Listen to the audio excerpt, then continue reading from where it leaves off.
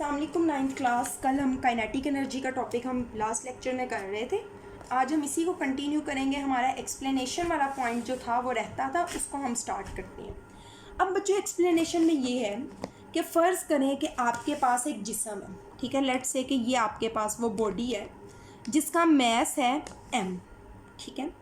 वो इस तरीके से मूव कर रही है और जिस तरह मूव कर रही है उसकी जो वेलोसिटी है वो बच्चों क्या है, v।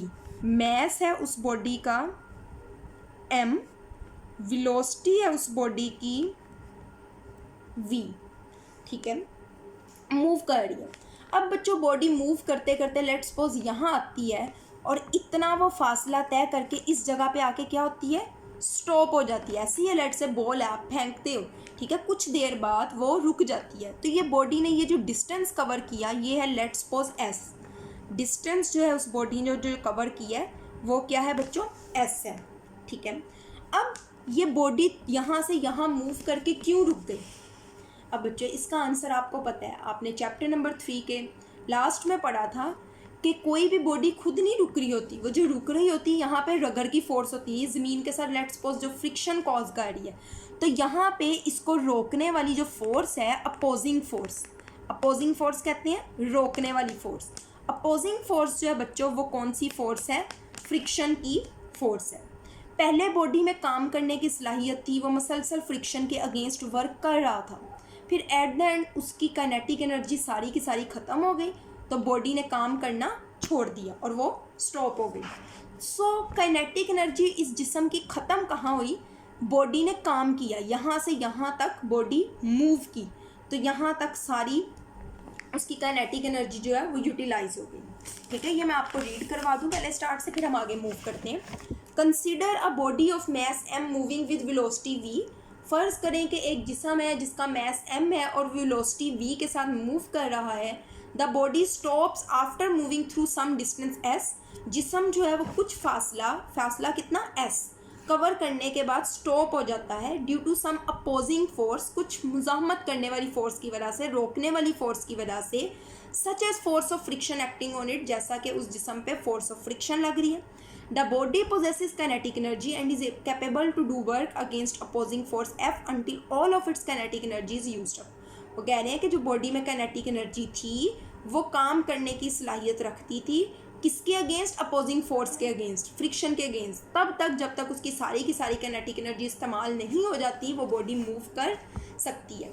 अब kinetic energy कहाँ चलेगी, work done due to motion. तो बच्चों अब हम आगे देखते हैं, kinetic energy of a body जो है वो किसके बराबर होगा, work done due to motion. Kinetic energy of body is equal to बच्चों क्या होगा, वर्क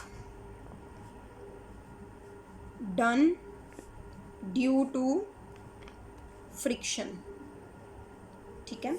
अब बच्चों काइनेटिक एनर्जी की जगह हम लिख सकते हैं के।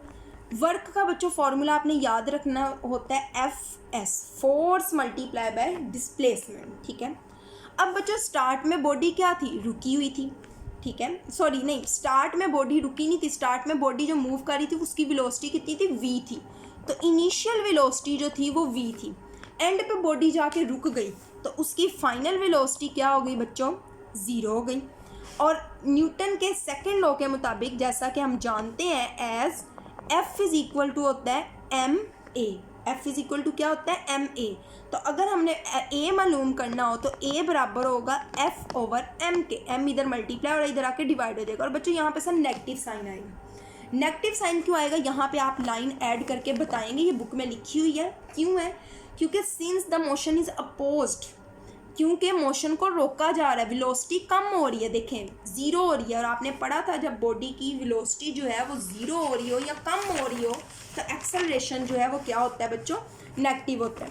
अब आप करोगे according to third equation of motion, हरकत की तीसरी मसावात के मुताबिक, according to third equation of motion, हरकत की तीसरी मसावात का क्या फॉर्मूला है, 2as is equal to vf square minus vi का स्क्वायर।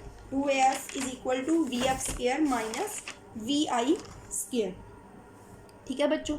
अब हम इसकी वैल्यूज पुट करते हैं। 2a की वैल्यू अभी हमने लिखी -f over m, is equal to V F की वैल्यू हमने क्या लिखी है 0, ये हो गया 0 का स्क्वायर माइनस वी आई की बच्चों हमने वैल्यू क्या लिखी है v, तो ये हो गया हमारे पास v का स्क्वायर। ठीक है, अब बच्चों ये 2 जो है वो इधर मल्टीप्लाई हो रहा है, तो इधर जाके हम क्या कर सकते हैं, इसको डिवाइड कर सकते हैं। एक सेकेंड, बल्कि हम ऐसा करते हैं, सॉरी ये 2 था, ये a था, साथ में s लिखना भूल गई।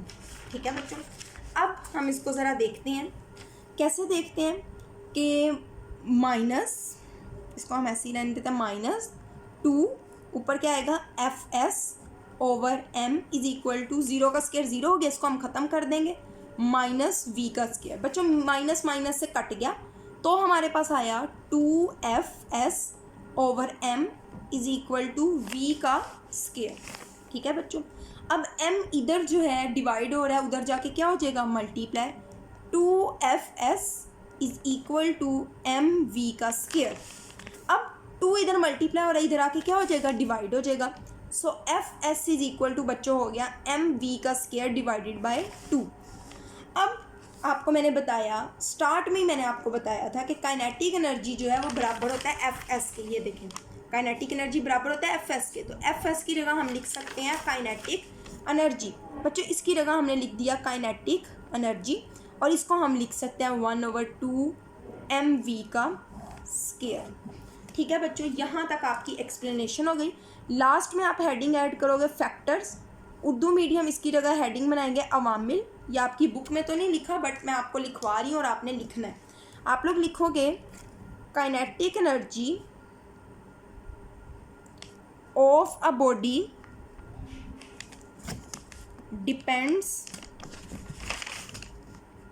depends upon mass and velocity of a body।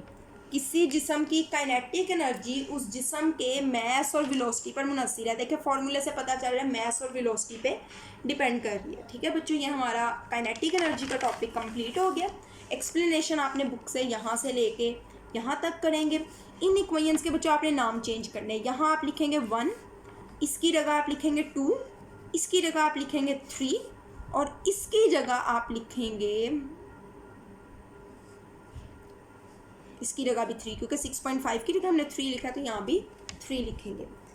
तो ये हमारा टॉपिक कंप्लीट हो गया, जिसमें आपने सबसे पहले डेफिनेशन, ठीक है, फिर एग्जांपल्स में 2 एग्जांपल्स विंड और मूविंग वाटर, फिर आपने सारी एक्सप्लेनेशन करनी है।